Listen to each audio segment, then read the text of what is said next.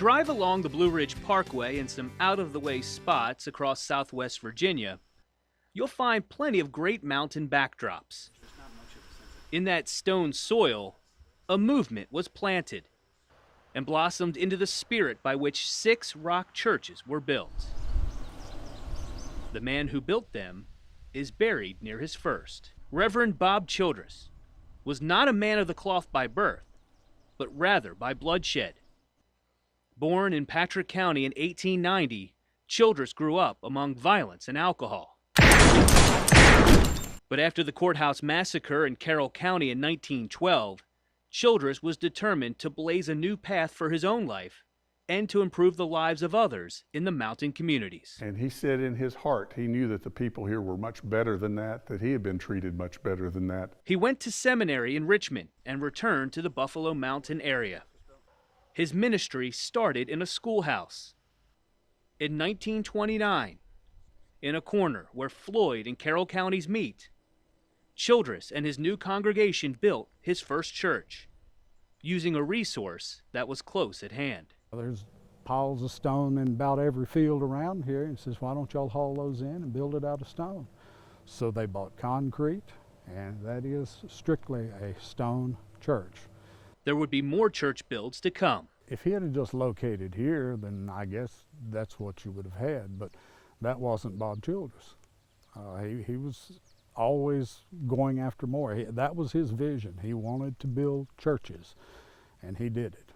A total of 6 rock churches stand in the communities of Mayberry, Bluemont, Buffalo Mountain, Slate Mountain, Dinwiddie, and Willis.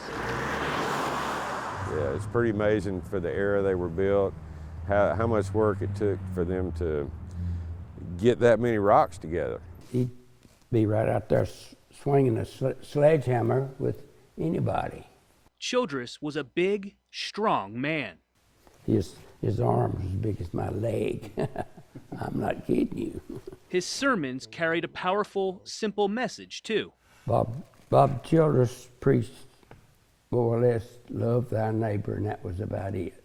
He preached on love 90% of the time. Each Sunday, he would trace many miles along the rural dirt roads where his churches stood. Can you imagine the schedule he had trying to preach at 6 churches on Sunday?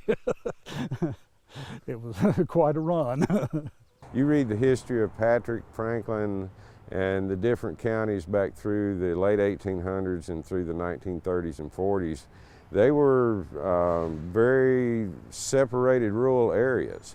And you know, there was not a lot of structured religion in the areas. So that was his reasoning for doing that, is to bring, you know, the Spirit to that area.